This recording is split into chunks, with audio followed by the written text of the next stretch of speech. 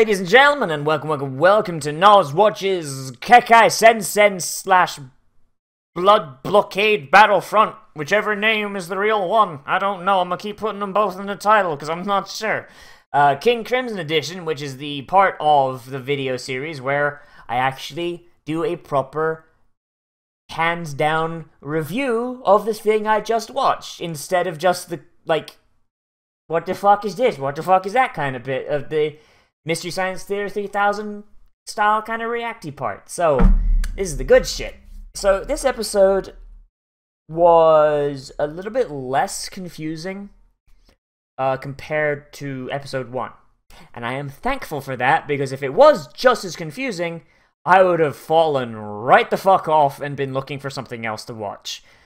This one, though, at very least, it answered enough questions to keep me interested, but left enough that I'm still really, really confused as to how this fucking world works.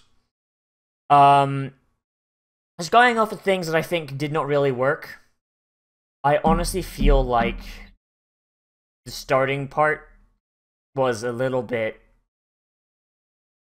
I don't know what really word to use for it, but it didn't gel with me. So, at the beginning, where Leonard is going along, he's describing everything that's happening. He's like, oh, the fucking New York City, it went, and it did the big thing, and it... demons everywhere. That kind of recap kind of did not feel necessary, especially since it was precluded by a big text dump, which was entirely in moon runes, and... as far as I'm aware, moon runes take a little bit longer to read than English, especially since there were way more symbols than there were actual words. And they went by so fucking quick that I feel like even like a Japanese speaker would need to pause and read them, especially because at the same time there was a guy talking over them and saying completely different stuff. So maybe this is just like a thing for English speakers that doesn't work. But I honestly feel like unless someone... because it's an anime, so it's going to be aimed at kids, right? I really don't feel like anyone can read that fast and process things that fast and be listening to someone else talk. Now, I will admit, I'm at a disadvantage because I've got to read two things and understand both of them at the same time, because I am not fluent in Japanese, and I specifically cannot read moon runes, so, oh boy, that was fun. And then, of course, Leo doing the exact same thing immediately afterwards and saying, oh, all this fog came down, it was a fucking weird thing, and now I got these eyes. Fucking weird. I mean, like, and then you go to Libra, and you got the guy whose name we don't have talking to Klaus as they play chess and be like, oh man, that kid's got eyes, that's fucked up, isn't it? Yes. And it's just a redo of the exact same scene from the previous episode. So we got 3 different recaps. One of which was useless, one of which was basically, I almost flipped everyone off then, whoops, that would have been bad. Another one was just, like, the exact same thing as the start of the last episode. Another one was just a recycled scene. None of them had any impact. It didn't really work, like, at all.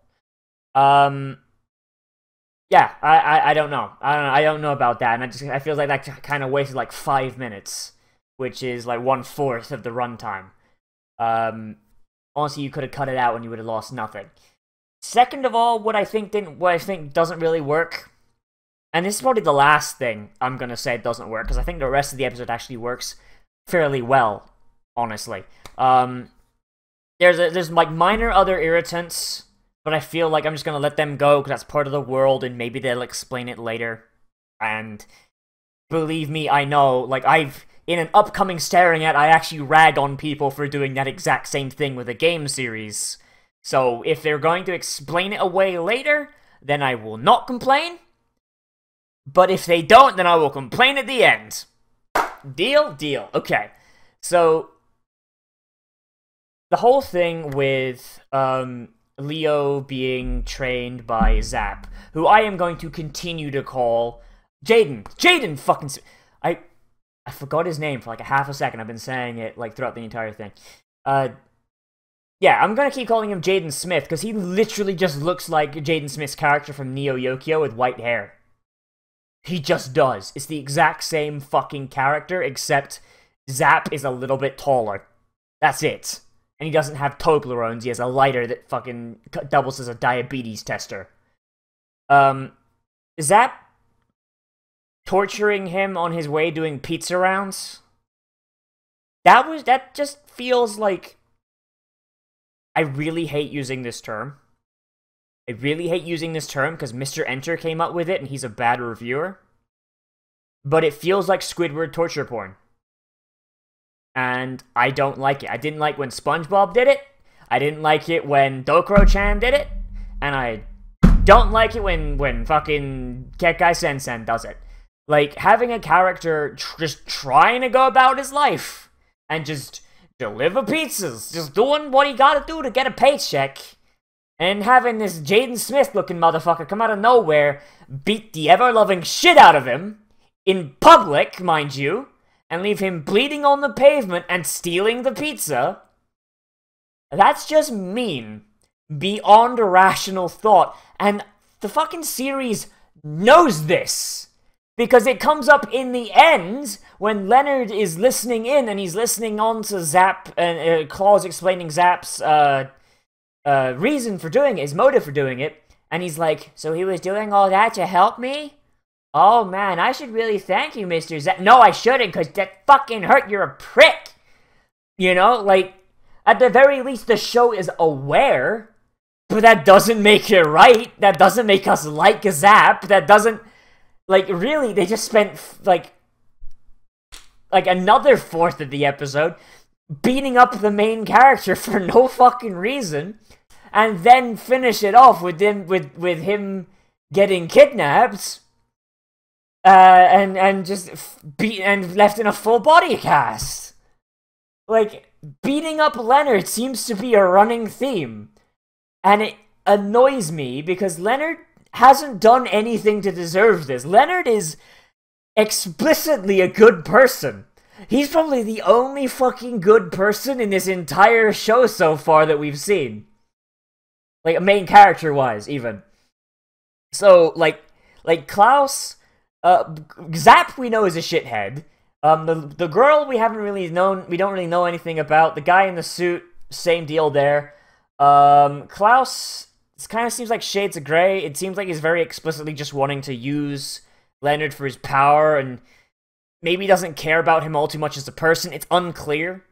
And if I am wrong, I will gladly take that back in a later episode.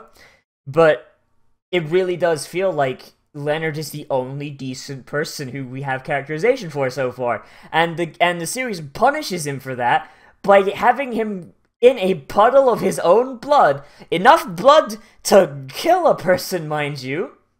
I know how much blood loss kills a person, and that much blood was enough to at least put him in shock. So that's at least a hospital visit, at least one hospital visit. And just... for no fucking reason. For no fucking reason. I don't know, man. If they want to, like, train Leonard... maybe don't just, like, jump him while he's doing his fucking job and beat him within an inch of his life. Maybe give the boy a paycheck so he can train and get paid. So you don't have to harm him both ways, physically and monetarily, maybe. I don't know. It's so frustrating and annoying. And I know I'm just harping on about this, but it's a bad storytelling practice, and it doesn't get you any love. It doesn't get you any love at all.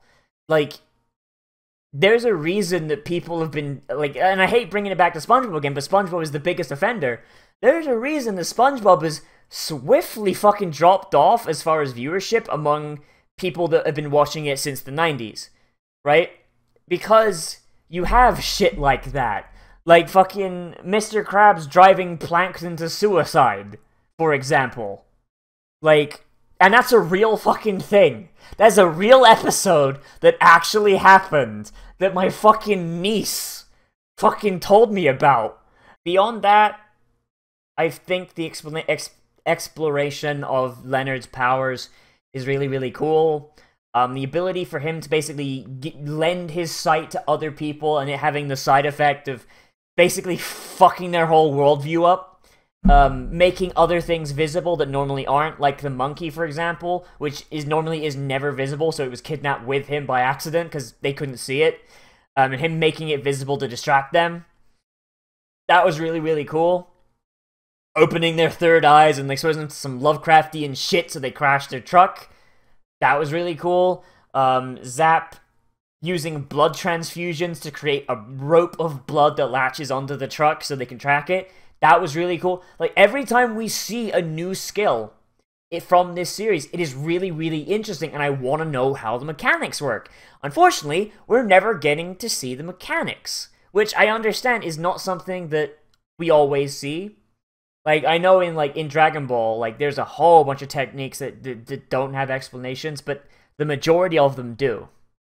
Like, we never get an explanation for how the special beam cannon works, but because we have explanations for how everything else works, like the Kamehameha, we know how that works, we know how instant transmission works, we know how basically every other beam attack works, we can then infer how the Masenko works, the special beam cannon works, from how other things work, and that's how that. So you don't have to explain it because there's similar things that are already explained. Here, we have no such thing. We have no idea what the limitations of these powers are. So far, the only limitation that I can really pull out is, like if you lose all your blood, you can't use your powers anymore. But that's not really a limitation because if you lose all your blood, you're fucking dead. So that's not really a limitation. That's like saying, oh, I have super strength until my lungs stop pumping. Sorry, I shouldn't say lungs. What the fuck did I go to the lungs? That's like saying, I have super strength so long as my heart keeps beating. That's not really a super weakness there, Superman. That's just really a fucking way to not be dead. Like, I don't know. It's just kind of silly. And the continued seeming like just negative, or not even negative, like passive, like apathy. Yeah, apathy is the right word. The passive apathy of New Yorkers to like the daily destruction of their city. Like, I mentioned it like twice in the last episode and in this one.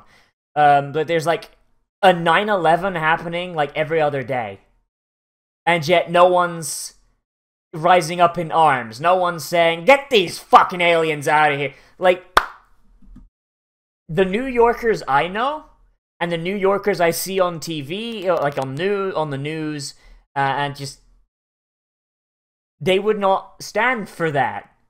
Like, fucking, I mentioned it before, but like, if you guys remember, like when there was that Truck of Peace attack, where that Islamic guy, like, he rented a Home Depot truck, and he like ran over like a whole bunch of fucking people, and like was like, oh man, I wish I painted ISIS on the fucking sides, dude. Yo, hail ISIS! ISIS is the best thing ever. And like, they interviewed New Yorkers, and you had like, the one that stands out to me is like that black lady who was like, yo, ISIS, come to New York, motherfuckers. You fuck with us, I fucking kill you myself. You know, like, there's that level of pride in New Yorkers where they're like, yo, I'm from New York, I grew up on the streets, I'ma fuck you up if you fuck with my city. That's the kind of thing that's missing here. And it makes it feel inconsistent with the real world, and it's like a level of apathy that I just don't understand. Like, I would put it down to the Japanese not understanding American culture, but they seem to understand enough of it. They understand enough of it. And also, I'm pretty sure if Godzilla actually did attack Tokyo, they'd be like, yeah, no, fuck up that lizard. Fuck that motherfucker up. Like, where is the sense of pride in your city? Like, it makes no, like, they're not in 2017 London, dog. There's some pride existing here. I don't know. I don't fucking know. And that's the thing that, if it gets explained later, then that's fine. And then, of course, the fact that I didn't actually know in the first episode, but there's a portal back to the demon realm that is, like, on the highway. You can pass into the Alter World by just going down like I-95. You can just go down I-95 and wind up in Demon Town. What the fuck? Why did they build a highway there instead of seeing all this destruction happening every single day and go, alright then, get the fuck out. Get the fuck out, go back through that gate, we're building a wall. And it's getting 10 feet higher for every 9/11 that happens. Like, why is that not what people did? Like, I would understand them being kind of sort of fine and being stuck with it if they could not send them back. But no, they built a goddamn highway into it! That doesn't make any sense! And also, the name of the place changed. In the first episode, it was called Jerusalem's Lot, and now it's called Hell Salem. Why? Why the name change? And also, why is it not called New York City? Because it's New York City, dog. Like, I brought this up before. Why change the name? That's like saying, oh, well, a whole bunch of Germans moved into Fort Myers, Florida, so now it's called Spreckenheim. What's the fucking point? Why? I don't get it. But I know I said a whole bunch of negatives. But hear me out. These negatives are because I like what's happening around the negatives. It's kind of like Gate Season 1 right now, right? Except maybe not as bad. Because it's not politically charged, which is always good. Because that and me, that don't mix, that's how I get on fucking lists. But there's a lot of good here. There's a lot of premise here. Demons invading New York and just living there. Just like, hey, guys, can we, like rent an apartment? Like, I got, like, all this gold from the Nether Realm. Will this pay for an apartment on the Lower East Side? Like, that's a really cool concept. And having demons that are radicals and trying to, like, fucking just ruin shit and, like, take over from the humans because humans are wimpy and babby. That is a really cool idea, and that's also very, very open to, social commentary, because you'll have the ones that look like horrific fucking monsters, and they're like, hey buddy, it's me, Jim. I work in accounting. What's up? You wanna go get some brewskis? Me and are gonna go to the Buffalo Wild Wings. You wanna come? You could have that guy, and then you could have the guy who's like, glory to death to the squishies!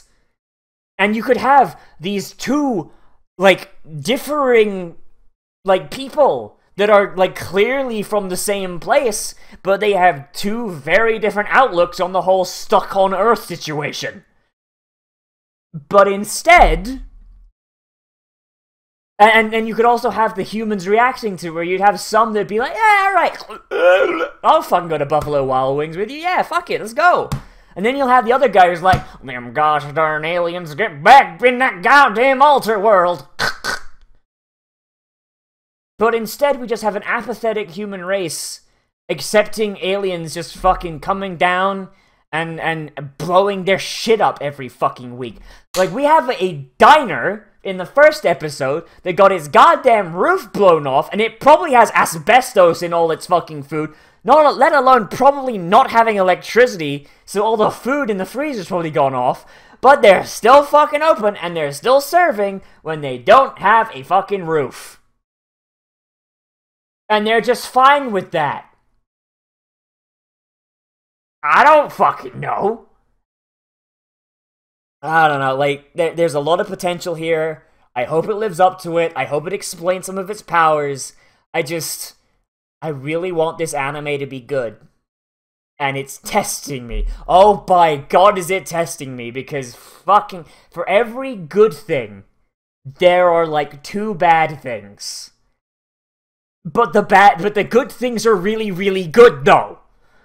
Which, yeah. And also, I want to see where this ghost thing goes. That seems like it could be interesting. Hey, everybody. So, and also, potential waifu alert. We got our first waifu, boys. Hit the waifu alarm. We got one. We got one. I really need a waifu alarm thing to hit. I really need one of those. Just put it right here. Every time I see one, hit it. And it just... Waifu alert. I need one of those. Fucking... I don't know. I don't know what I would use for a sound for that, though. I'm fucking... And everybody. So, thank you all for watching me ramble so far. I went a lot longer than I did on the first one, funnily enough. But there's a lot more to talk about now that I had a little bit more context. Not as much context as I would want, but enough. I really like this episode, and yeah, I'm good. It's good. Not as good as it could be, but it's good. That's really all I got.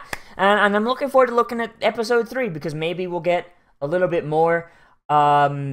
The big bad guy that I talked about last episode that was kind of like a fucking joke and was absolute horseshit. Like, he didn't show up. He didn't show up, so that's a fucking good thing in my book. I don't mind. That guy can die. He can go to hell. He can go to hell and he can die.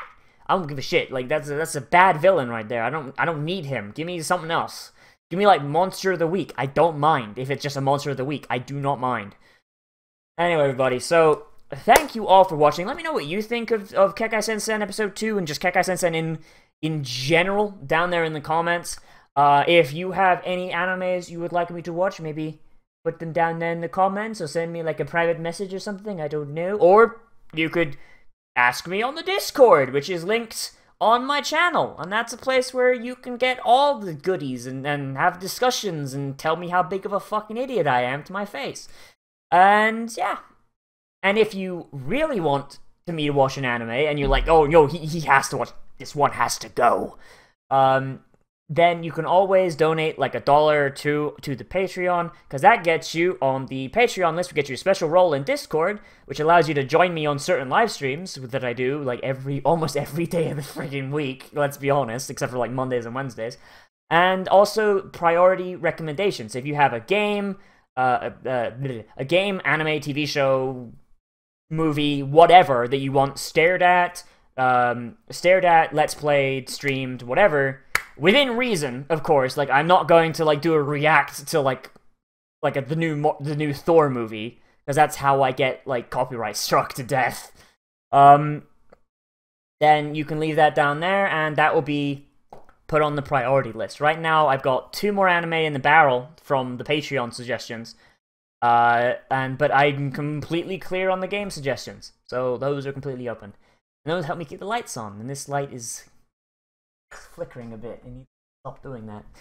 Hey everybody, so thank you all for watching. As always, I am Nozz. Oh shit, damn. I guess a little micro yawn. Weird. Otherwise, I am Nozz, and I will see you in the next video. Remember to like, comment, favorite, subscribe, and most importantly of all, I'll see you around the room.